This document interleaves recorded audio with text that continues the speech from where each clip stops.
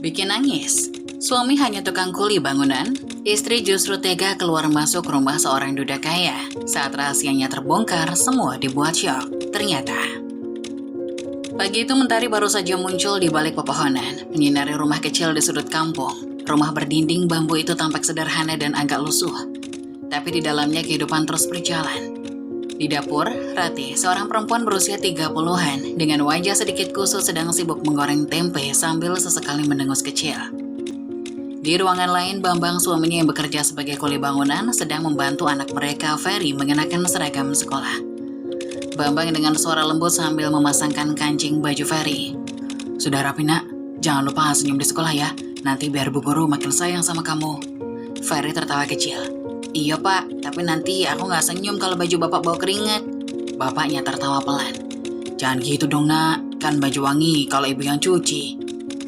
Rati yang mendengar percakapan itu dari dapur hanya mendengus sambil memindahkan tempe ke piring. Ia berjalan ke meja makan dengan ekspresi datar, meletakkan sarapan sederhana mereka di atas meja. "Sudah sana, makan cepat. Aku nggak mau lihat ada sisa nasi di piring ya." Bambang tersenyum kecil sambil menarik kursi. "Iya bu, makasih ya. Sudah repot-repot nyiapin ini semua." Rati datar saja sambil membungkus bekal. "Ya mau gimana lagi? Kalau nggak aku yang kerja, kamu mau makan apa?" Bambang terdiam sejenak, tapi tetap berusaha menahan nada suaranya agar tetap lembut. "Rezeki itu kan sudah ada yang ngatur, Bu. Yang penting kita sehat. Aku bersyukur punya istri seperti kamu." Rati menatap Bambang sekilas dengan alis terangkat. "Halah, gak usah banyak ngomong. Jangan lupa, Mas. Jangan lupa, kamu itu nanti minta uang lagi buat rokok ya. Duitku udah mepet buat bayar sekolah Ferry." Bambang hanya tersenyum kecil, mencoba tidak memancing emosi istrinya. Ia tahu Rati memang seperti itu, tapi ia tetap mencintainya. Setelah selesai sarapan, Bambang membantu Rati menuntun sepeda tuanya ke depan rumah. "Hati-hati ya Bu, daganganmu semoga laris hari ini." "Iya ya, udah gak usah cerewet," balas Rati tanpa menatap Bambang. Ferry berlari kecil dan mencium tangan ibunya. "Hati-hati Bu, nanti pulangnya jangan lupa bawain aku kue." Rati tersenyum kecil hanya kepada Ferry. "Ya, asal kamu gak nakal di sekolah." Rati pun mengayuh sepedanya meninggalkan rumah kecil itu. Di jalan ia terlihat lebih fokus pada dagangannya, hanya sesekali menjawab sapaan tetangga dengan nada seadanya. Bambang yang masih berdiri di depan rumah menghela nafas panjang. Setelah Rati pergi dengan sepedanya, Bambang kembali masuk ke dalam rumah. Ia mengambil helm dan tas kerjanya. Ia memandangi motor bebek tua yang terparkir di depan rumah. Motor itu sudah berkarat di beberapa bagian dan knalpotnya nyaris copot. Bambang menepuk-nepuk jok motornya. "Ayo nak tua, jangan mogok lagi ya, kita cari rezeki bareng-bareng hari ini." Ia menghidupkan motor itu dengan sedikit susah payah. Setelah beberapa kali mencoba, akhirnya mesin berbunyi, walau suaranya terdengar lebih mirip geraman. Dengan helm yang talinya sudah sobek di salah satu sisi, Bambang berangkat menuju proyek di ujung kampung. Ia bicara sendiri di jalan. Semoga hari ini lancar. Mudah-mudahan ada rezeki tambahan buat bayar sekolah Ferry." Di sisi lain, Rati sudah lebih dulu mengayuh sepedanya, melewati jalanan kecil kampung yang dipenuhi suara ayam berkokok dan anak-anak bermain. Keranjang-keranjang di sepedanya penuh dengan sayuran segar dari kangkung, bayam, hingga cabai dan tomat. Ia berhenti di depan rumah Ibu Ani, salah satu pelanggan setianya. Rumah itu menjadi titik kumpul ibu-ibu di kampung untuk membeli sayur setiap pagi. Dengan suara khas yang lantang, Rati mulai memanggil. Rati berteriak sambil turun dari sepeda. "Ibu-ibu, ayo sayur-sayur. Baru, segar, murah lagi. Jangan tunggu nanti, habis gak kebagian loh." Tak lama, Ibu Ani keluar dari rumahnya. Ia datang dengan senyuman lebar, diikuti oleh beberapa ibu-ibu lain yang sudah membawa keranjang kecil masing-masing. Ibu Ani tersenyum ramah. "Wah Rati, pagi-pagi sudah bikin heboh aja. Apa yang baru nih?" Rati cuek sambil membuka keranjang. "Sayur, kangkung, bayam, cabai merah bagus nih Bu. Kalau mau cepet ambil, jangan kebanyakan nanya." Ibu Ani tertawa kecil. "Ya ampun Rati, kayaknya hari ini mood kamu kurang bagus ya. Bambang lagi bikin kesel ya." Rati mendengus sambil mengatur dagangannya. "Ah, dia mah biasa aja. Hidup begini-begini aja. Apa yang mau dibikin kesal?" Ibu-ibu yang lain mulai mengerubungi Rati, membeli sayuran sambil berceloteh tentang kabar kampung. "Rati, cabenya bagus-bagus nih. Biasa berapa sekilo?" ujar Bu Lilis. 25.000 Bu, tapi kalau ibu ambil banyak tak kasih 20. Cepetan ambil, saya masih harus keliling." Ibu Ani bercanda. Wah Ratih, kamu ini lebih keras dari juragan pasar. Suamimu nggak takut apa dimarahin kamu terus? Ratih tersenyum tipis tapi sinis. Ngapain takut? Hidup begini kalau nggak tegas nanti diinjak-injak. Udah Bu, mau beli apa lagi? Meski Ratih terlihat cuek dan galak, dagangannya tetap disukai karena harganya murah dan kualitasnya bagus. Setelah selesai melayani pembeli, Ratih menghitung uangnya dengan cekatan sebelum kembali mengayuh sepeda menuju kampung berikutnya. Sementara itu Bambang yang sedang dalam perjalanan ke proyek harus menghadapi motornya yang tiba-tiba mogok di tengah jalan. Bambang menggerutu sendiri sambil menepuk-nepuk motornya. Aduh nak tua, kenapa sih nggak sabar? Kita baru separuh jalan nih. Ya udah tunggu sebentar ya, Bapak betulin dulu. Dengan penuh kesabaran, Bambang turun dari motor dan mulai memeriksa mesinnya. Walau hidup mereka serba susah, Bambang selalu mencoba melihat sisi baik dari segala hal. Yang tidak ia sadari, hari itu ia akan membawa lebih dari sekedar tantangan biasa dalam pekerjaannya. Bu Rati masih berdiri di samping sepedanya sambil mengatur posisi keranjang yang mulai kosong setelah sebagian sayurnya dibeli ibu-ibu. Namun pembicaraan mereka yang beralih ke Bu Asih membuatnya tidak bisa sepenuhnya fokus. Bu Rati tahu nggak, Bu Asih sekarang udah punya motor baru loh, motor Matic. Keren banget, katanya itu motor baru keluar bulan lalu. Bu Lilis ikut-ikutan. Iya ya, suaminya kan sekarang jadi mandor proyek. Wah, beda banget sama dulu waktu mereka masih susah. Bu Rati hanya diam, wajahnya tetap datar. Tangannya sibuk merapikan cabai dan tomat di keranjang, tapi matanya menatap kosong ke arah sayuran. Bu Ani melirik ke arah Rati, mencoba menggoda. Bu Rati, gimana nih? Suamimu kan juga kerja di proyek. Masa nggak kepikiran buat naik pangkat jadi mandor kayak suaminya Bu Asih? Lumayan loh, gajinya lebih besar. Siapa tahu nanti bisa nyusul beli motor juga. Bu Lilis tertawa kecil.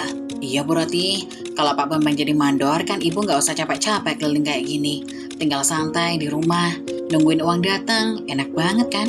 Bu Rati tetap tidak menanggapi, ia menunduk sedikit, pura-pura sibuk dengan dagangannya, meskipun dalam hatinya omongan itu mulai mengganggunya. Bu Ani melanjutkan dengan nada seolah bercanda, tapi menusuk. Kami ini bukan ngomong apa-apa loh Bu. Tapi suami ibu itu kan harusnya bisa cari peluang. Lihat tuh suaminya Bu Asih.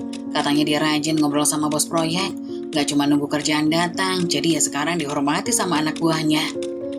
Ibu Lilis menambahkan sambil melirik Rati. Kalau mau berubah nasib ya harus usaha lebih kan ya. Suaminya Bu Asih itu tahu caranya gimana mengambil kesempatan. Pak Bambang bisa nggak ya kayak gitu? Rati mengepalkan tangan di belakang keranjang, tapi ia tidak menunjukkan ekspresi apapun. Hatinya terus seperti diremas. Mereka pikir, aku nggak pernah ngomong sama Mas Bambang soal ini. Apa mereka tahu susahnya hidup seperti ini? Namun Rati tetap memilih diam. Ia tahu kalau ia membalas omongan itu hanya akan menjadi bahan gosip yang lebih panjang. Bu Ani tertawa kecil, mencoba mencairkan suasana. Tapi ya sudahlah Bu Rati, mungkin nanti rezekinya datang dari arah lain. Siapa tahu habis ini laris dagangannya, bisa buka toko sayur. Ibu Lilis tertawa kecil. Iya, siapa tahu. Bu Rati akhirnya mendongak sedikit, pandangannya tajam tapi tetap tidak berkata apa-apa. Ia hanya tersenyum tipis, senyum yang lebih terlihat seperti ingin mengakhiri pembicaraan itu. Rati pelan dengan nada datar. Sudah selesai belanjanya, kalau sudah saya mau siap-siap ke tempat lain. Ibu Ani dan Ibu Lilis saling pandang, sedikit salah tingkah karena menyadari Rati tidak nyaman dengan obrolan mereka. Oh, iya Bu, makasih ya. Sayurnya segar banget hari ini, ujar Ibu Ani. Iya Bu, hati-hati di jalan, balas Ibu Lilis. Bu Rati hanya mengangguk singkat. Begitu ibu-ibu itu pergi, ia berdiri sejenak di samping sepedanya, menarik nafas panjang dan menghembuskannya perlahan. Hidup itu gak segampang omongan mereka, tapi apa benar, aku terlalu puas dengan keadaan begini? Rati menggigit bibir bawah, menahan emosi yang bercampur aduk di dalam hati. Rati baru saja akan mengayuh sepedanya ketika terdengar suara berat dan ramah memanggil dari arah belakang. Itu Pak Satrio. Bu Rati, tunggu sebentar. Rati menghentikan gerakannya, lalu menoleh dilihatnya Pak Satrio sedang melangkah menghampirinya.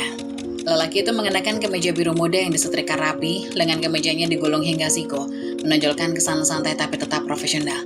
Wajahnya bersih, dihiasi senyuman hangat yang membuat Rati hatinya mendadak terasa berbeda. Maaf ya saya agak telat, saya lihat ibu-ibu tadi sudah ramai, saya pikir kamu sudah pergi. Rati yang biasanya cuek mendapati dirinya tanpa sadar tersenyum kecil. Perasaannya terasa ringan, jauh dari kesal atau lelah seperti biasanya. Rati dengan suara lebih lembut dari biasanya. Oh, Pak Satrio, nggak apa-apa Pak, saya masih di sini. Mau beli apa hari ini? Pak Satrio tersenyum ramah sambil melirik keranjang sayur yang ada di sepeda Rati. Kangkung sama tempe ada kan? Kalau ada, cabai sama bawang merah. Sekalian. Rati segera mengambil sayur yang diminta sambil sesekali melirik Pak Satrio.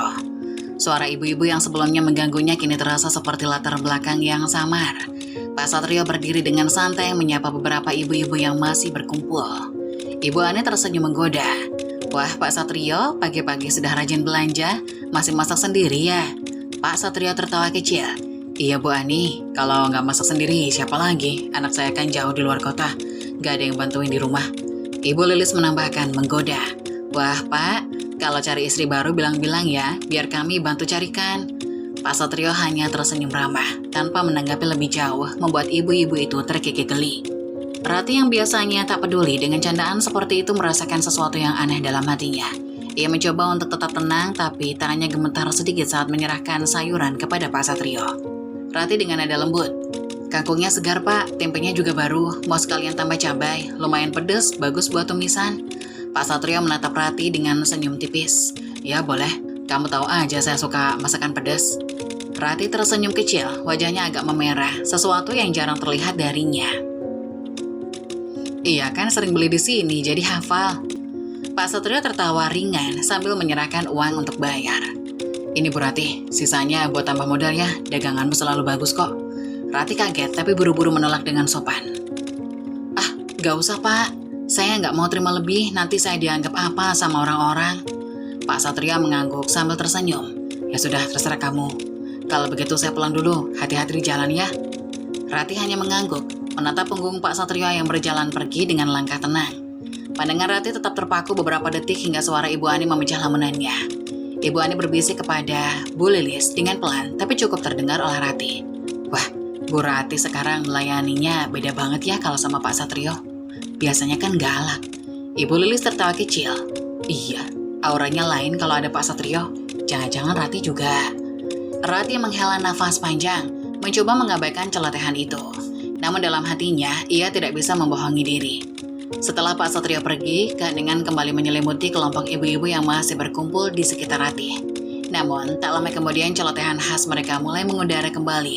Kali ini dengan nada menggoda. Wah Bu Rati, saya baru tahu ternyata kalau Pak Satrio yang beli kamu jadi lembut banget, tumben. Biasanya kan judes.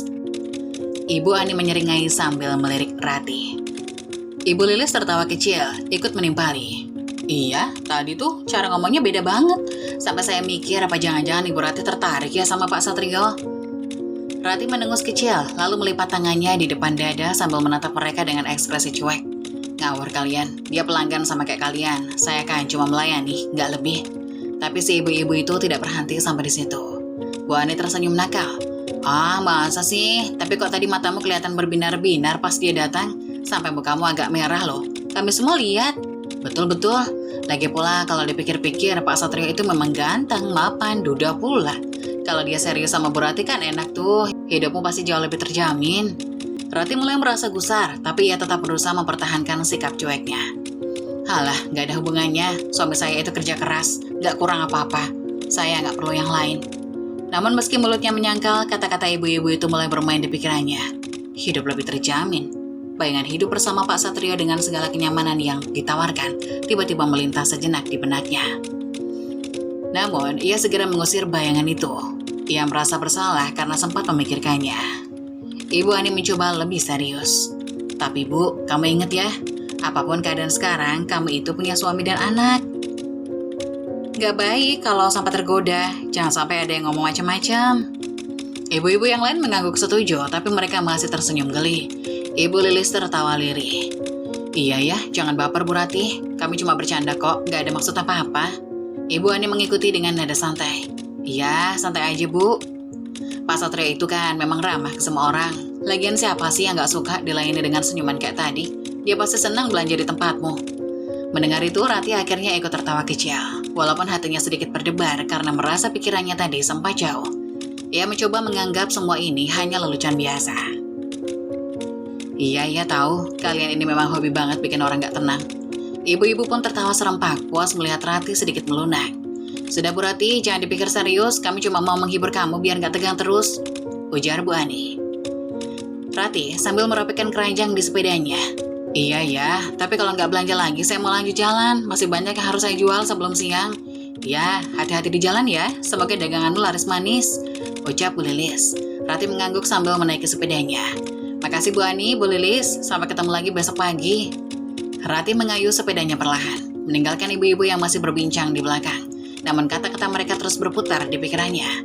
Setelah waktu istirahat tiba, Bambang dan teman-temannya duduk santai di bawah tenda kecil yang mereka buat untuk berteduh dari panasnya matahari.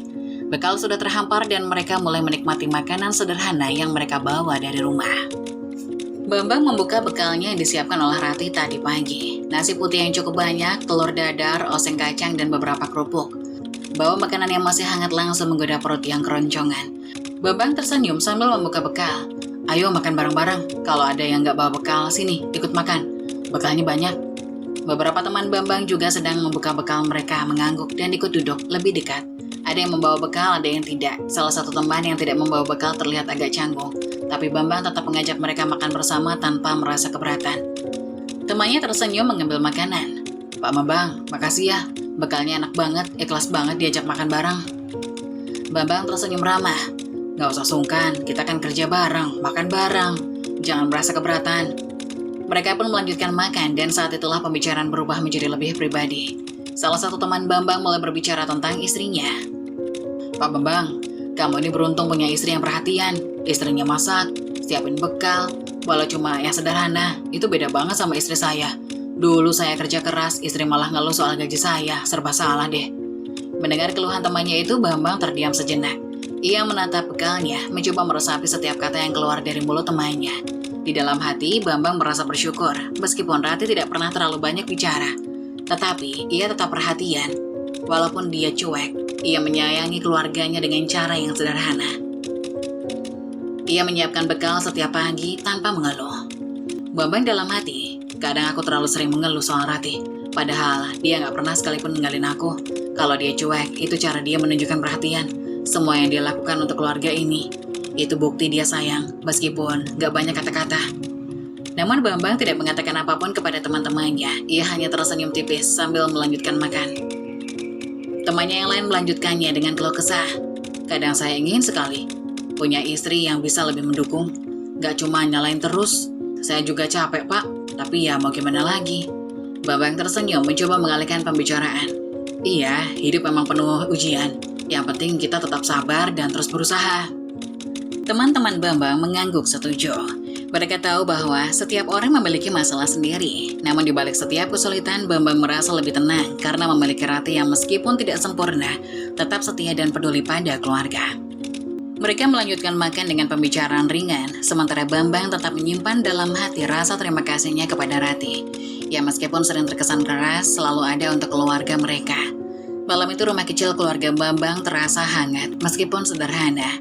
Ferry yang baru saja selesai mandi dan berganti pakaian sudah duduk di meja makan bersama ayahnya. Wajahnya ceria, penuh antusiasme menceritakan hari-hari di sekolah. Ferry dengan nada semangat. Ayah, tadi di sekolah aku belajar menggambar. Guru bilang gambarku bagus, aku gambar rumah sama ayam. Bambang tersenyum lebar, mendengarnya dengan penuh perhatian. Wah, hebat anak ayah. Besok tunjukkan gambarnya ya, ayah mau lihat.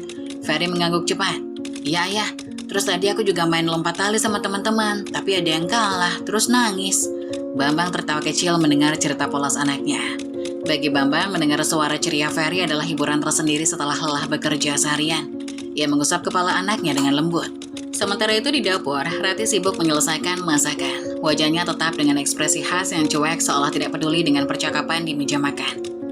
Setelah selesai, Rati membawa piring-piring dan bergabung di meja makan. Tanpa banyak bicara, ia mulai menyiapkan piring untuk Bambang dan Ferry, lalu menaruh lauk pauk sederhana di meja. Bambang tersenyum dengan nada lembut. Terima kasih ya Bu, sudah masakin buat kita. Capek-capek kerja, rasanya enak kalau pulang ada makan malam seperti ini. Rati dengan nada ketus tanpa menatap Bambang. Ya masak aja, emang mau makan apa kalau nggak dimasakin? Mau beli di warung tiap hari, uang dari mana? Bambang tersenyum tipis. Ia sudah terbiasa dengan sikap Rati yang keras dan jarang menunjukkan rasa sayang secara verbal. Dalam hati ia tetap bersyukur karena Rati masih peduli dan mau melakukan semua itu untuk keluarganya. Setelah semua siap, mereka mulai masak, tapi suasana tenang itu tiba-tiba berubah ketika Rati membuka pembicaraan. Rati dengan nada datar tapi penuh sindiran. Tadi aku dengar dari ibu-ibu, Bu Asi beli motor baru. Padahal dulu suaminya cuma kuli bangunan kayak kamu. Sekarang suaminya mandor, bisa beli motor. Kita kapan, Pak? Motor butut itu aja tiap hari mogok. Bambang menahan nafas sejenak, mencoba tidak terpancing emosi. Ia menelan makanannya perlahan lalu menatap Rati dengan sabar. Bambang dengan nada lembut mencoba menenangkan. Bu, setiap orang punya rezekinya masing-masing.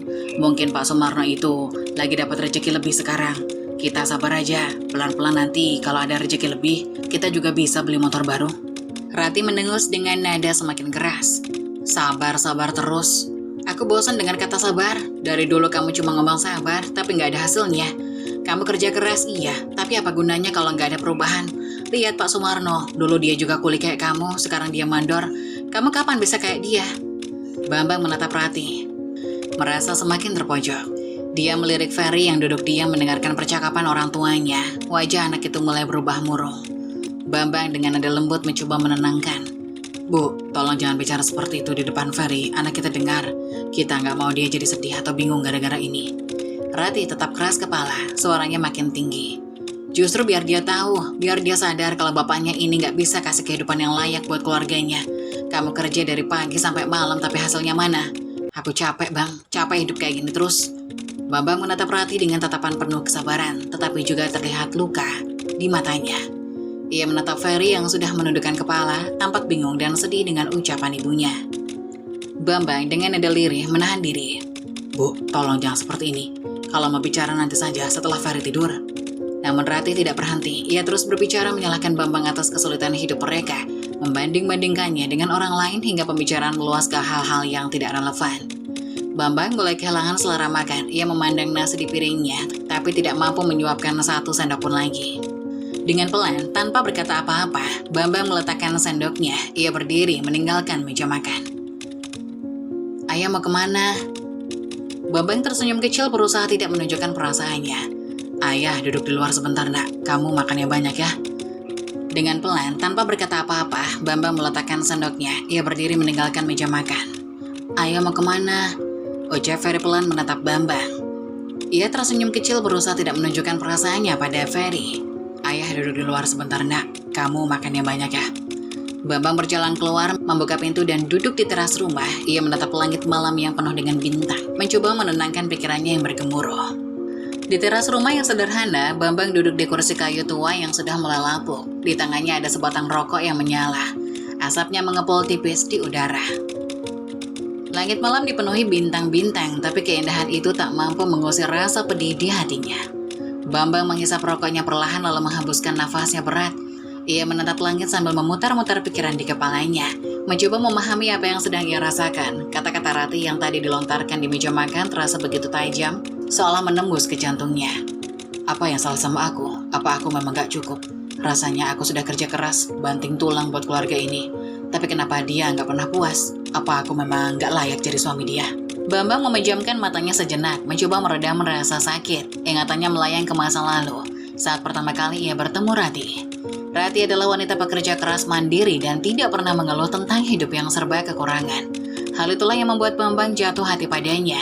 Tapi setelah menikah, Bambang menyadari sisi lain dari Rati. Sikapnya yang keras kepala, emosinya yang sulit dikendalikan, dan ucapannya yang sering menyakiti hati. Dalam hati, ia melamun. Rati memang selalu melakukan kewajibannya. Dia masak, urus anak, dan bantu cari nafkah dengan dagang sayur keliling. Tapi kenapa ya sikapnya selalu seperti itu? Kasarnya dia, ucapannya yang tajam. Kadang aku sampai nggak tahu apa dia benar-benar sayang sama aku. Apa cuma aku yang merasa berjuang buat keluarga ini? Asap rokok yang mengepul terasa seperti lambang dari pikirannya yang kusut. Dalam kesunyian malam, Bambang mulai bertanya pada dirinya sendiri. Apa aku sanggup begini terus? Hidup dengan wanita yang gak pernah mau menghargai apa yang aku lakukan. Kadang aku merasa seperti gak dianggap. Apa aku harus terus bertahan? Atau mungkin lebih baik kalau kita berpisah?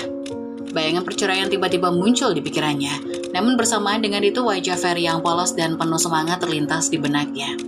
Anak itu adalah alasan utama Bambang terus berjuang, meskipun hatinya yang terluka. Tapi bagaimana dengan Ferry? Kalau aku berpisah dari Rati, bagaimana nasib anakku? Dia butuh orang tua. Aku gak mau dia kehilangan salah satu dari kami. Namun, pikiran itu terus menghantuinya. Bambang teringat pada obrolan teman-temannya tadi siang. Salah satu temannya bercerita tentang istrinya yang selalu menyalahkan suami dan itu terasa seperti cerminan dari apa yang ia alami dengan Rati. Tapi di sisi lain ia juga sadar bahwa Rati selalu menjalankan tanggung jawabnya. Dia bukan wanita yang malas atau tidak peduli. Bambang menatap bintang-bintang di langit, mencoba mencari jawaban dari kebingungannya. Ia mengisap rokok terakhirnya lalu mematikan putungnya di asbak kecil yang terbuat dari kaleng bekas. Hatinya terasa berat. Bambang dalam hati dengan perasaan campur aduk. Mungkin aku harus lebih sabar, mungkin ini cuma ujian, tapi sampai kapan aku harus bertahan? Setelah beberapa saat melamun, Bambang memutuskan untuk tidak masuk ke kamar. Ia merasa terlalu berat untuk menghadapi Rati malam itu. Ia masuk ke ruang tengah, mengambil bantal kecil dari kamarnya, lalu merebahkan diri di sofa depan televisi, yang usianya hampir setua pernikahan mereka. Bambang berbaring di sana, menatap langit-langit yang gelap. Suara jangkrik terdengar samar dari luar rumah. Ia mencoba memejamkan mata, tetapi pikirannya terus berputar tentang apa yang harus ia lakukan untuk keluarganya. Dalam kebingungannya, ia hanya bisa berharap agar esok hari membawa sedikit keajaiban yang bisa meredakan kegelisahannya. Di kamar, Rati tidak menyadari bahwa suaminya memilih tidur di sofa. Sikap cueknya masih terus berlanjut dan dia bahkan tidak menyadari bahwa ucapannya tadi telah melukai hati suami. Pagi itu, suasana di rumah kecil keluarga Bambang masih terasa tegang. Setelah kejadian malam sebelumnya, matahari baru saja terbit memancarkan sinarnya yang hangat. Tetapi dalam rumah, hawa dingin masih menyelimuti hubungan Bambang dan Rati. Bambang sudah bangun lebih awal, dengan sabar ia membantu Ferry bersiap-siap untuk sekolah. Ferry terlihat ceria, tidak menyadari ketegangan di antara kedua orang tuanya. Bambang dengan lembut sambil memakaikan kaos kaki ke Ferry. Ferry, hari ini semangat lagi ya di sekolah. Jangan lupa bilang terima kasih ke ibu guru kalau kamu diajarin hal baru. Ferry mengangguk dengan antusias. Iya ayah, tadi malam aku mimpi menang lomba menggambar di sekolah. Nanti aku mau cerita ke ibu guru. Bambang tersenyum mendengar cerita polos anaknya. Setelah memastikan tas Ferry sudah rapi dan lengkap, ia membimbing anaknya menuju meja makan. Rati di sisi lain masih sibuk di dapur menyiapkan sarapan dan bekal Bambang. Wajahnya tetap dengan ekspresi cuek khasnya seolah ketegangan semalam tidak pernah terjadi. Bambang duduk di meja makan, mengambil nasi dan lauk yang sudah disiapkan Rati. Ia makan dengan cepat, sadar bahwa waktu sudah mepet untuk berangkat kerja. Sementara itu Rati menyelesaikan masakannya sambil sesekali melirik Bambang dari sudut mata. Dalam hatinya ia masih menyimpan amarah tetapi memilih untuk tidak mengungkapkannya. Dengan nada ketus ia tiba-tiba mengingatkan, nanti bekalnya tinggal sebentar lagi. Tunggu aja dulu, kalau mau bekal kan gak usah jajan di luar. Rati dengan nada datar tanpa menoleh. Bambang menghela nafas mencoba menahan diri agar suasana tidak makin memanas. Ia menelan suapan terakhir lalu berdiri dari kursi. Dengan nada datar, Bambang berusaha menghindari konflik. Gak usah bu, hari ini gak bawa bekal. Aku buru-buru, takut telat ke proyek. Rati yang masih di dapur berhenti sejenak. Ia menoleh dengan ekspresi datar, tapi matanya menyeratkan ketidaksenangan. Rati ketus sambil melanjutkan memasak. Ya udah terserah, mau bawa atau enggak bukan urusan aku. Kalau lapar jangan ngeluh nanti. Kata-kata Rati itu seperti pisau yang menambah luka di hati Bambang. Namun ia memilih diam. Bambang tahu jika ia membalas perkataan Rati, suasana hanya akan semakin keruh. Ia segera mengambil helm bututnya, lalu menatap Ferry yang masih duduk di meja makan.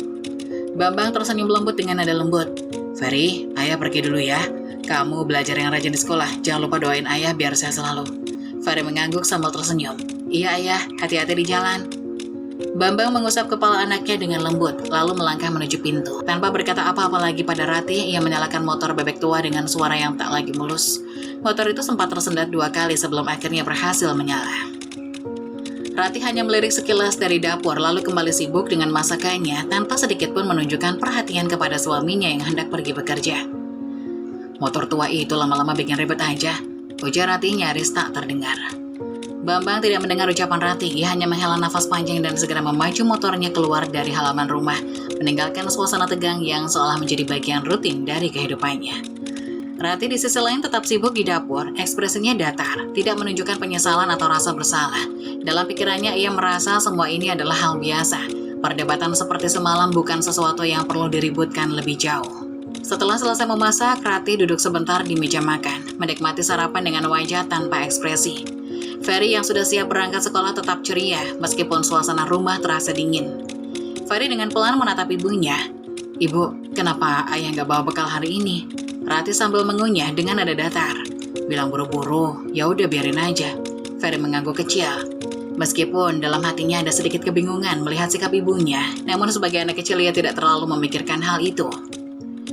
Pagi itu rumah kecil mereka kembali menjadi saksi dari sebuah hubungan yang semakin renggang. Meskipun kedua belah pihak berusaha menjalankan peran masing-masing dalam keluarga, pagi yang cerah menyelimuti kampung kecil itu. Rati mengayuh sepedanya menuju rumah Pak Satrio lebih awal dari biasanya. Sepeda tuanya terparkir di depan pagar rumah Pak Satrio sementara Rati menghilang di dalam. Dari kejauhan Bu Ani sedang menyiram tanaman di halaman rumahnya. Ia melihat sepeda Rati terparkir di sana, tapi tidak terlalu mempedulikannya. Setelah selesai menyiram, ia masuk ke dalam rumah untuk menyiapkan sarapan keluarganya. Beberapa menit kemudian Rati keluar dari rumah Pak Satrio dengan langkah cepat, lalu menuju depan rumah Bu Ani dengan suara khasnya. Rati memanggil untuk menjajakan sayuran. Rati berteriak lantang, sayur, sayur, sayur segar. Bu Ani sayurnya udah sampai nih. Mendengar teriakan Rati, Bu Ani segera keluar dari rumah dengan membawa keranjang belanja. Wajahnya tampak tenang seperti biasa. Pagi Rati, seger-seger nih sayuran hari ini. Rati cuek sambil merapikan dagangannya. Iya Bu, baru aja ambil dari pasar subuh tadi. Mau pilih yang mana? Bu Ani mulai memeriksa sayuran di keranjang Rati. Beberapa ibu-ibu yang tinggal di sekitar rumah Bu Ani juga mulai berdatangan setelah mendengar suara Rati. Mereka berkumpul dan mulai membeli sayuran sambil berbincang ringan. Pagi-pagi gini belanja sayur enak tuh, masih segar semua. Iya, aku tadi pikir ketinggalan. Untung Rati belum selesai jualannya. Rati ini kayaknya dagangannya makin laris aja ya. Jangan-jangan sekarang udah ada pelanggan VIP nih. Ibu-ibu yang lain tertawa kecil mendengar lelucon itu, tapi Rati hanya tersenyum tipis tanpa menanggapi. Bu Ani memasukkan beberapa cabai ke dalam keranjangnya. Aku ambil ini aja deh, hari ini mau masak sambal, kangkung, sama tahu goreng buat anak-anak. Rati menghitung cepat. Oke Bu Ani, totalnya 15.000. Bu Ani memberikan uangnya. Rati kembali sibuk melayani ibu-ibu yang lain. Tidak ada pembahasan lebih lanjut dari Bu Ani tentang apa yang ia lihat sebelumnya. Ia bertingkah seperti biasa, tidak menunjukkan rasa curiga atau heran sedikit pun. Setelah ibu-ibu selesai berbelanja, mereka kembali ke rumah masing-masing sambil membawa kantong belanjaan penuh dengan sayur mayur. Rati dengan wajah datar dan tanpa banyak bicara menaiki sepeda lagi, siap melanjutkan perjalanan keliling kampung. Setelah Rati melanjutkan perjalanan keliling kampung, Bu Ani kembali duduk di teras rumahnya bersama beberapa ibu-ibu yang masih ingin berbincang. Obrolan ringan mereka berlanjut hingga tiba-tiba Bu Ani dengan suara pelan mulai membuka topik baru yang membuat suasana berubah. Bu Ani berbisik tapi cukup terdengar oleh semua. Tadi pagi, aku sempat lihat sesuatu yang bikin heran. Heran kenapa Bu Ani? Cerita dong. Bu Ani memiringkan tubuhnya sedikit seakan ingin menambah kesan rahasia. Sepeda Rati itu tadi pagi aku lihat terparkir di depan rumah Pak Satrio. Ibu-ibu yang lain kaget. Pak Satrio, duda itu. Bu Ani serius. Bu Ani mengangguk mantap. Iya beneran. Dia tuh nggak cuma berhenti di depan rumah Pak Satrio. Rati masuk ke dalam rumah Pak Satrio. Lama lagi di sana, sampai aku heran kok tumben. Ibu yang lain membuka mulut terkejut. Astagfirullah, kok bisa? Ada-ada aja. Padahal Pak Satrio itu duda loh. Gimana sih Rati? Nggak mikir apa? Iya, nggak tahu etika. Kalau mau nawarin dagangan kan cukup dari luar aja, nggak perlu masuk segala. Apalagi dia kan udah punya suami. Ibu yang lain menduga-duga dengan ada suara pelan. Tapi jangan-jangan ada apa-apa di antara mereka. Gimana kalau... Ibu Ani memotong dengan cepat, suaranya serius. Jangan sembarangan nuduh, kita belum tahu apa-apa. Tapi jujur aja aku juga mikir yang sama. Mana pagi-pagi lagi, nggak ada siapa-siapa di sana. Kalau nggak percaya coba aja, besok kalian lihat sendiri. Aku yakin Rati pasti bakal mampir lagi ke rumah Pak Satrio. Ibu-ibu yang lain menggelengkan kepala tanpa kecewa. Nggak habis pikir, suaminya kerja keras cari nafkah, dia malah begitu. Apa dia nggak mikir anaknya? Kalau sampai ada yang tahu bisa malu satu kampung. Bisa jadi ini udah kebiasaan, Bu. Mungkin Pak Satrio itu pelanggan spesial, tapi tetap aja caranya salah kalau sampai masuk rumah. Ujar ibu-ibu yang lain sambil memegang dagunya berpikir. Bu Ani mengangkat bahu. Ya, kita lihat aja besok pagi. Kalau memang dia mampir lagi, berarti bukan cuma kebetulan. Aku yakin ada sesuatu di antara mereka. Para ibu-ibu itu saling pandang, ekspresi mereka penuh dengan kecurigaan. Kabar yang disampaikan Bu Ani tadi perlahan menyulut berbagai spekulasi. Meski mereka tidak punya bukti nyata, perasaan ingin tahu mereka semakin besar. Setelah beberapa saat, obrolan pun selesai. Ibu-ibu satu persatu kembali ke rumah masing-masing. Tapi di hati mereka, rasa penasaran semakin tumbuh. Mereka memutuskan untuk membuktikan sendiri apa yang dikatakan Bu Ani besok pagi. Di lokasi proyek, Yono dan Darman sedang duduk di bawah pohon besar, menikmati bekal makan siang mereka. Namun, sesuatu terasa berbeda. Yono melihat sekeliling sambil mengunyah. Loh, Darman, si Bambang mana? Kok nggak kelihatan dari tadi? Biasanya dia udah nimbrung duluan pas makan siang begini. Darman menggeleng sedikit heran. Gak tahu, aku tadi lihat dia jalan ke arah sana, kayaknya ke warung. Tumben banget. Padahal biasanya dia bawa bekal dari rumah. Hah? Warung? Ada apa ya? Dia lagi gak mau makan bekalnya? Apa gimana? Ujar Yono mengernyitkan dahi. Dharma tertawa kecil. Siapa tahu mungkin istrinya lupa kasih lauk yang enak, jadi dia cari makan di luar. Yono bercanda sambil menunjuk nasi di ketaknya. Lagian Bambang itu kan baik banget, bekalnya aja sering diajak bagi-bagi sama kita. Gak mungkin dia ngeluh soal makanan. Darman mengangguk. Iya juga sih, tapi gak tahu juga deh. Mungkin lagi ada masalah di rumah. Aku tadi lihat mukanya agak suntuk pas kerja pagi tadi. Sementara itu di sebuah warung sederhana di ujung jalan, Pak Bambang baru saja masuk. Suasana di dalam ruangan cukup sepi. Hanya ada 3 orang pelanggan lain yang sedang makan. Mereka tampak seperti penduduk sekitar, bukan kuli proyek. Penjaga warung, seorang gadis muda bernama Yuli menyambut Pak Bambang dengan senyum ramah. Yuli adalah seorang wanita muda yang ceria, belum menikah dan bekerja di warung itu untuk membantu keluarganya. Selamat siang Pak, mau pesan apa? Nasi campur atau ada yang lain? Pak Bambang sedikit terkejut mendengar suara lembut Yuli. Ia tak terbiasa disambut dengan nada seramah itu. Dalam hati dia berpikir, andai Ratih bisa seperti ini, mungkin hidupku akan lebih bahagia. Pak Bambang tersenyum kecil, mencoba bersikap biasa saja. Nasi campur aja Mbak, sama teh hangat ya. Yuli mengangguk. Siap Pak, ditunggu bentar ya. Yuli dengan cekatan menyiapkan pesanan Pak Bambang. Tak butuh waktu lama nasi campur dan teh hangat pun tersaji di atas meja. Saat Pak Bambang mulai makan, Yuli duduk di kursi yang tak jauh dari tempatnya, tampak sedang mengistirahatkan diri. Pak, kerja di proyek depan itu ya? Udah lama kerja di sana? Pak Bambang mengangguk sambil menyendok nasi. Iya Mbak, udah hampir setahun ini kerja di proyek sana. Kalau lagi ada proyek ya kerja, kalau enggak ya libur. Yuli tersenyum sambil menyandarkan tubuhnya. Wah hebat ya Pak, Bapak pasti capek banget tiap hari. Apalagi kerja berat begitu. Kalau saya sih cuma jaga warung gak seberapa. Pak Bambang tertawa kecil. Semua kerjaan ada capeknya Mbak, tapi kalau lihat yang jaga warung kayak Mbak, ya enak, gak panas-panasan. Yuli tertawa ringan, tersipu. Iya juga sih, tapi kerja di sini juga kadang melelahkan Pak. Apalagi kalau pelanggannya banyak. Tapi ya disyukuri aja Pak. Pak Bambang tersenyum mendengar itu. Kata-kata Yuli yang lembut dan optimis rasa begitu menyenangkan di telinganya. Ia kembali berpikir kenapa Ratih gak bisa sesabar dan setenang ini. Seandainya hidupnya lebih damai. Percakapan antara Yuli dan Pak Bambang terus berlanjut. Dari pekerjaan hingga obrolan ringan lainnya. Meskipun baru pertama kali berbicara, keduanya merasa nyaman. Suasana itu menciptakan keakraban yang perlahan tumbuh. Setelah selesai makan, Pak Bambang membayar makanannya. Pak Bambang mengeluarkan uang sambil tersenyum. Terima kasih ya Mbak Yuli, nasi campurnya enak. Nanti kalau sempat saya mampir lagi. Yuli tersenyum ramah sambil menerima uang. Iya Pak, jangan sungkan kalau mau makan di sini lagi. Hati-hati di jalan ya. Pak Bambang mengangguk dan keluar dari warung. Saat berjalan kembali ke lokasi proyek, pikirannya masih teringat pada percakapan tadi. Malam itu terasa begitu sunyi di rumah Ratih dan Pak Bambang.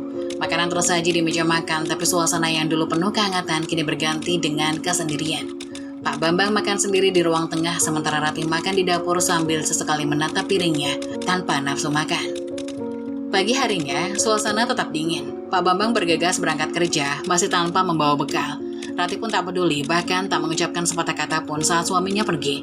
Ia sibuk menyiapkan barang dagangannya. Setelah Pak Bambang pergi, Ratih mulai berkeliling seperti biasa, mengayuh sepedanya. Hingga akhirnya ia berhenti di depan rumah Pak Satrio membawa bungkusan besar berisi tempe dan sayuran. Dari kejauhan, beberapa ibu-ibu termasuk Bu Ani memperhatikan setiap gerak-geriknya dengan sesama. Sudah kuduga, dia masuk lagi ke rumah Pak Satrio. Lihat tuh, bawa bungkusan segala.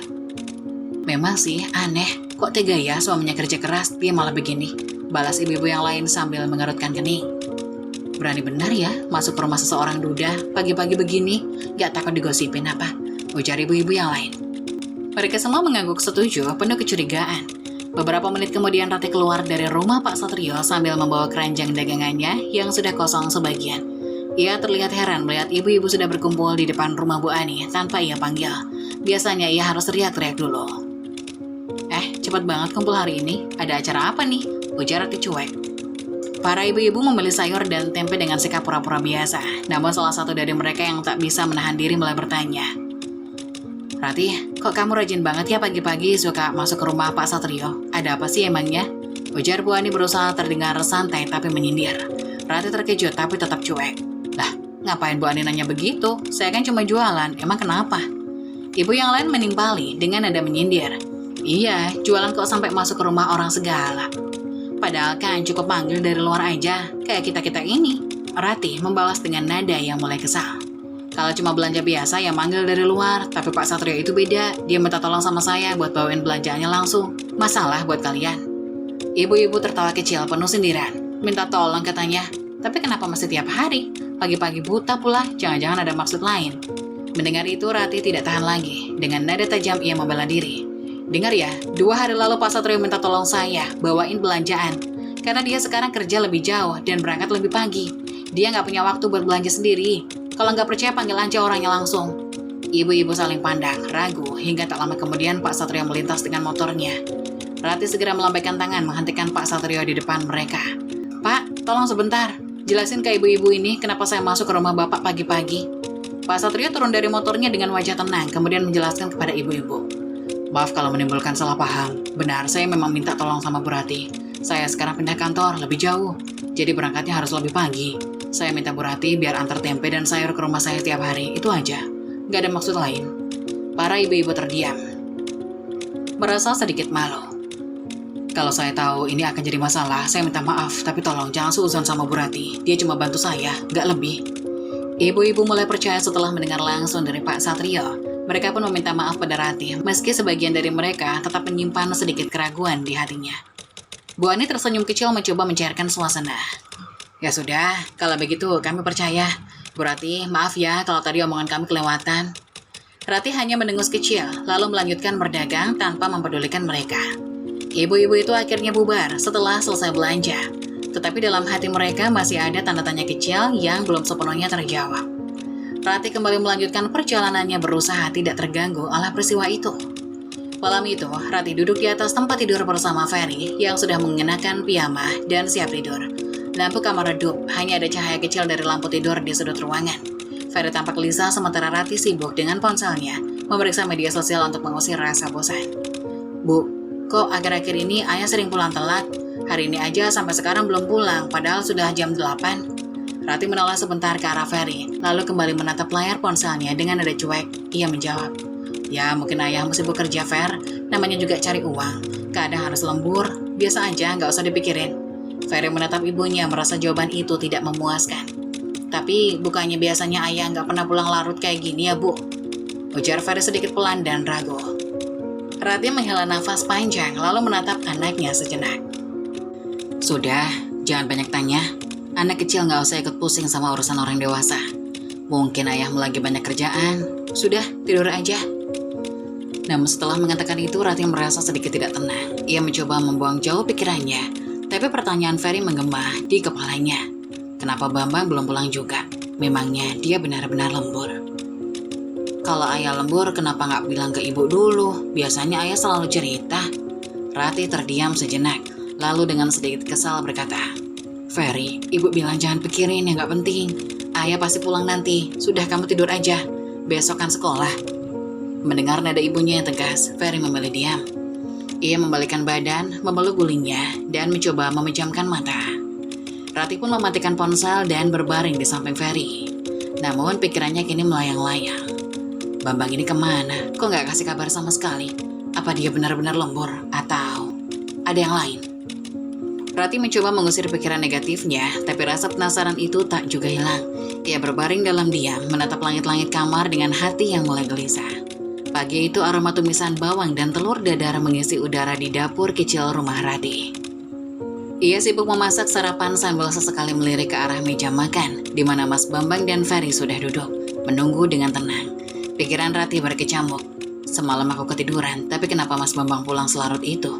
Dia ini sebenarnya kemana? Rati menyelesaikan masakannya, lalu membawa piring-piring berisi nasi, telur dadar, dan sambal ke meja makan. Ia duduk di kursinya sambil menyendokkan nasi ke mulut Ferry. Rati dengan nada cuek tapi menusuk. Semalam itu Mas kemana? Pulang larut gak bilang-bilang pula. Mau bikin orang rumah ini khawatir apa gimana? Mas Bambang tidak langsung menjawab. Ia hanya menatap sekilas ke arah Rati, lalu kembali memakan nasinya dengan perlahan. Ferry memandang ayahnya pelan. Iya, ayah semalam kok pulangnya malam banget. Aku nungguin ayah, tapi kata ibu ayah lembur. Mas Bambang berhenti mengunyah sejenak, menatap anaknya dengan senyum kecil. Iya nak, ayah lagi banyak kerjaan. Namun berbeda kepada Rati, ia tak memberikan penjelasan apapun. Rati semakin kesal melihat sikap suaminya yang memilih diam dan menghindari pembicaraan. Ia meletakkan sendoknya dengan sedikit kasar ke atas piring. Halah, banyak kerjaan. Gak biasanya mas kayak gini. Semakin aneh aja sekarang. Mas Bambang tetap diam, memilih menghabiskan sarapannya tanpa menanggapi ucapan Rati. Setelah selesai, ia berdiri dari kursinya, mengambil topi dan tas kerjanya yang sudah tergantung di dinding. Bambang dengan nada datar, "Aku berangkat dulu, malam ini aku mungkin pulang telat lagi. Kalau ngantuk tidur aja, gak usah nungguin." Rati mendelik, ekspresinya menunjukkan rasa jengkel yang mendalam. Ia menyipitkan mata, menatap Mas Bambang yang berjalan ke arah pintu. Rati sambil bersungut-sungut berkata pada anaknya, "Lihat tuh Far, ayahmu sekarang udah kayak bos besar, gak pernah cerita apa-apa, pulang malam, pagi-pagi kayak gak punya keluarga aja." Mas Bambang mendengar ucapan Rati, tapi ia hanya menarik nafas panjang dan tetap melanjutkan langkah keluar, tanpa mengucapkan sepatah kata pun. Ferry menatap ibunya dengan sedikit bingung. "Ibu, ayah marah ya?" Rati mengibaskan tangan, "Gak usah ikut pusing. Udah Far, habiskan sarapanmu, nanti telat sekolah lagi."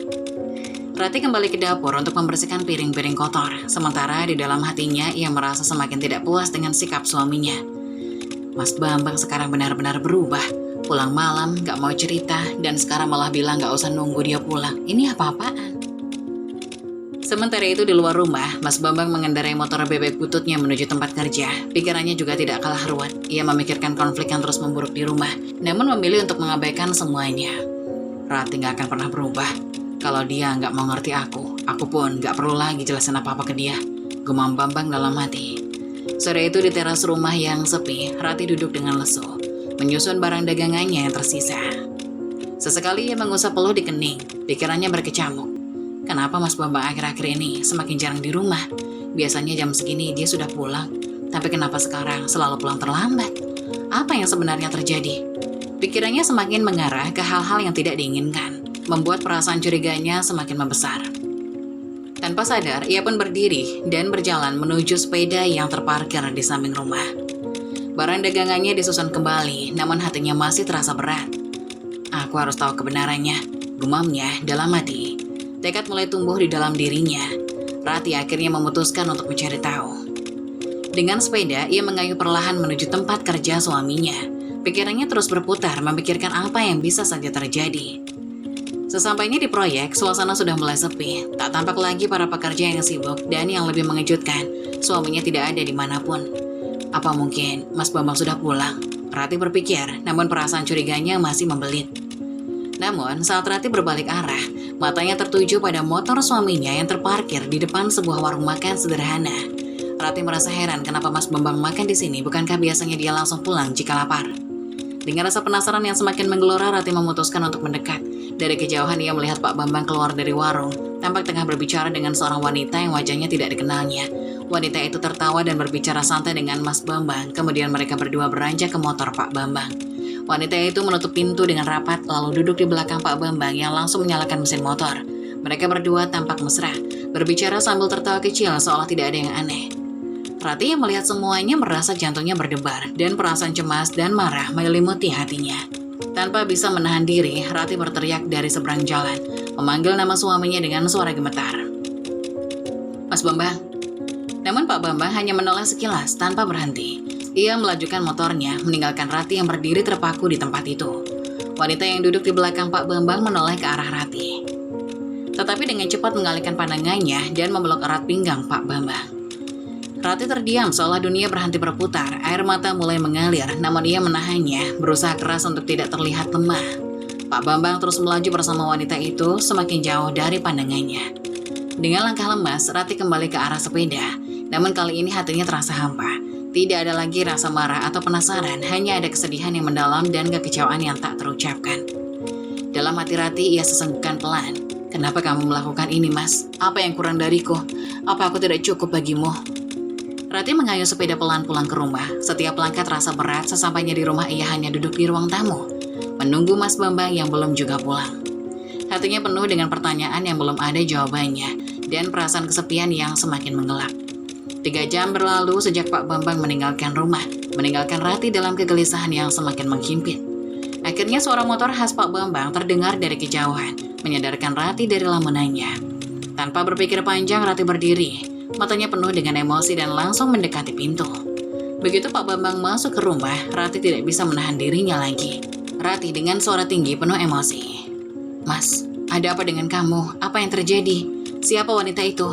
Pak Bambang hanya berdiri di sana, tidak berkata apa-apa. Wajahnya datar, tidak ada rasa penyesalan ataupun pembelaan. Ia tahu ia telah tertangkap basah.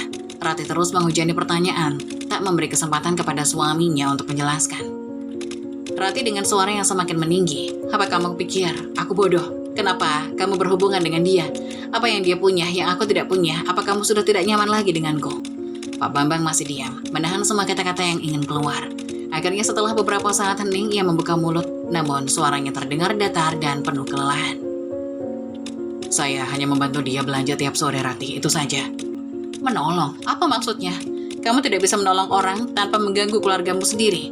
Pak Bambang menghela nafas panjang dan untuk pertama kalinya ia berbicara dengan kejujuran yang pahit. Pak Bambang menjawab dengan suara pelan tapi penuh penyesalan. "Saya merasa nyaman dengannya, Rati. Dia tidak seperti kamu. Dia tidak menyudutkan saya terus-terusan. Dia lembut, tidak kasar seperti kamu yang selalu mempersalahkan saya. Dia menghormati saya dan menerima kekurangan saya dengan lapang." Mendengar kata-kata itu, Rati terdiam. Ada rasa sakit yang menusuk dalam dadanya. Sebuah pengakuan yang membuatnya terkejut. Tak pernah terbayangkan oleh Rati bahwa selama ini suaminya merasa seperti itu. Terus-menerus dihujani kritik dan tidak pernah dihargai. Dalam sekejap, Rati mulai menyadari betapa ia telah kehilangan kendali atas hubungan mereka. Rati pun berbalik, tidak tahan lagi mendengar kata-kata itu. Ia melangkah menuju kamar dengan langkah yang berat, mencoba menahan air mata yang tak bisa lagi ia bendung. Begitu sampai di kamar, Rati jatuh terkulai di tempat tidur, tubuhnya gemetar. Semua yang terjadi seperti sebuah pukulan berat yang membuatnya meragukan dirinya sendiri. Rati dalam isak tangis berbicara pada dirinya sendiri. "Apa yang salah? Apa yang telah aku lakukan? Kenapa aku jadi begini? Aku sudah berapa lama memperlakukan Mas Bambang seperti itu? Apa yang salah dengan diriku?" Keheningan menyelimuti rumah itu. Hanya ada suara tangisan Rati yang sesekali terdengar dari kamar. Pak Bambang hanya berdiri di luar pintu, tidak tahu apa yang harus ia katakan lagi. Beberapa lama kemudian Rati keluar dari kamar, wajahnya sudah basah oleh air mata dan matanya tampak lelah. Rati dengan suara lemah menunduk. "Mas, aku ingin pergi. Aku butuh waktu untuk sendiri. Aku ingin pulang ke rumah orang tuaku. Aku perlu merenung tentang apa yang telah terjadi dan tentang diri kita."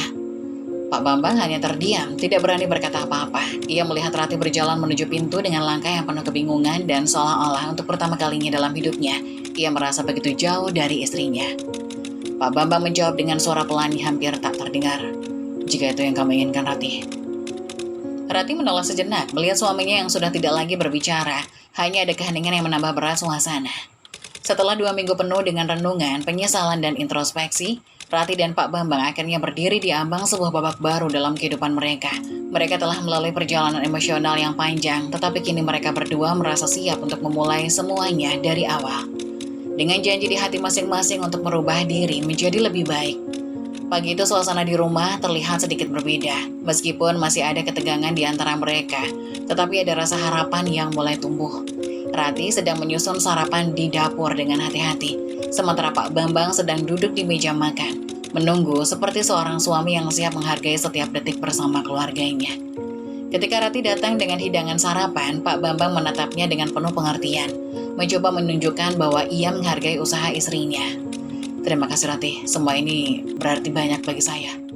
Rati menatap suaminya dengan sedikit rasa canggung, tetapi ada rasa tulus dalam tatapan itu.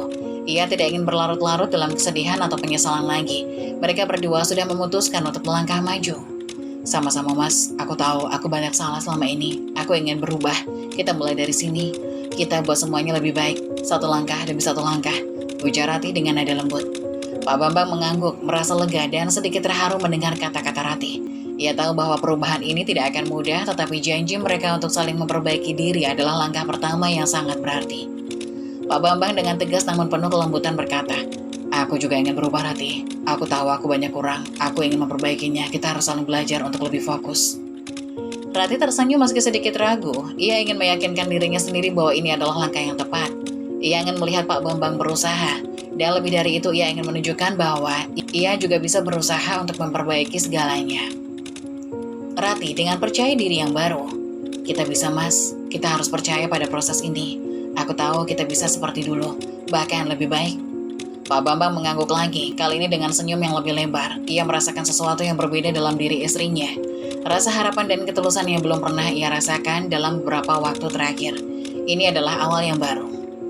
Sambil menikmati sarapan bersama, mereka berbicara lebih banyak tentang masa depan mereka, tentang hal-hal kecil yang dulu sering terlupakan. Mereka mulai mendiskusikan rencana-rencana sederhana, seperti bagaimana mereka bisa saling membantu dan mendukung satu sama lain lebih baik. Bagaimana mereka bisa melibatkan Ferry lebih banyak dalam kegiatan keluarga, dan bagaimana mereka ingin mempererat hubungan mereka dengan komunikasi yang lebih terbuka. Setelah ini, kita akan lebih sering bicara, Rati. Aku ingin tahu apa yang kamu rasakan, dan aku ingin kamu tahu apa yang aku rasakan. Aku tidak mau ada lagi yang disembunyikan. Rati dengan senyum tulus. Aku setuju, Mas. Aku akan lebih terbuka, dan aku ingin mendengarkanmu lebih banyak. Kita tidak akan lagi saling diam dan merasa jauh. Mereka berdua saling menatap, dan dalam tatapan itu, mereka menemukan kembali kepercayaan yang dulu sempat hilang. Meskipun perjalanan ini baru dimulai, mereka sudah tahu bahwa apa yang terpenting adalah komitmen dan niat untuk berubah bersama. Mereka sudah siap untuk merawat hubungan ini dengan cara yang lebih baik, lebih sabar, dan dengan penuh cinta. Saat itu suara Ferry terdengar dari luar rumah. Rati dan Pak Bambang segera berpaling dan melihat anak mereka datang dengan ceria. Rati tersenyum dan Pak Bambang juga ikut tersenyum lebar. Mereka tahu perjalanan ini tidak hanya untuk mereka berdua, tetapi juga untuk keluarga mereka. Ferry, sudah bangun sayang. Ayo kita makan bersama. Ferry berlari menuju meja makan dengan senyum lebar dan begitu duduk, Rati serta Pak Bambang saling bertukar pandang penuh harapan.